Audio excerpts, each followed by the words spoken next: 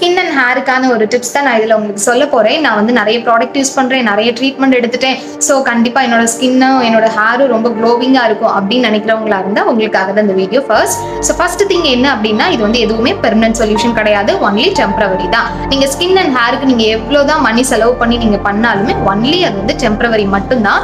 நீங்கள் இதில் வந்து ஏன் இது இப்படி வருது அப்படின்னு யோசிச்சிங்கன்னா, இது வந்து உங்கள் கூடயே ட்ராவல் பண்ணுற ஒரு விஷயம். இந்த ஸ்கின் அண்ட் ஹேர் வந்து நம்ம எங்கெல்லாம் போகிறோமோ நம்ம கூடயே ட்ராவல் பண்ணுது.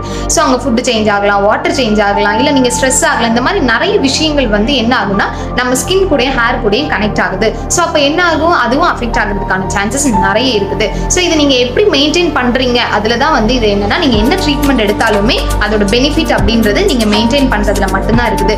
ஸோ நீங்கள் ஸ்கின்னுக்காகவும் ஹேருக்காகவும் நீங்கள் என்னென்ன ட்ரீட்மெண்ட் எடுத்தாலும் நீங்கள் அதை கரெக்டாக மெயின்டைன் பண்ணுறீங்களா, இல்லை ஒரு 3 மந்தோடு நீங்கள் அதை ஸ்டாப் பண்ணுறீங்களா, இல்லை அகைன் அதை நீங்கள் கண்டினியூ பண்ணுறீங்க, அந்த ரெண்டுமே நீங்கள் ப்ராப்பராக பண்ணால் மட்டும்தான் உங்கள் ஸ்கின் அண்ட் ஹேர் வந்து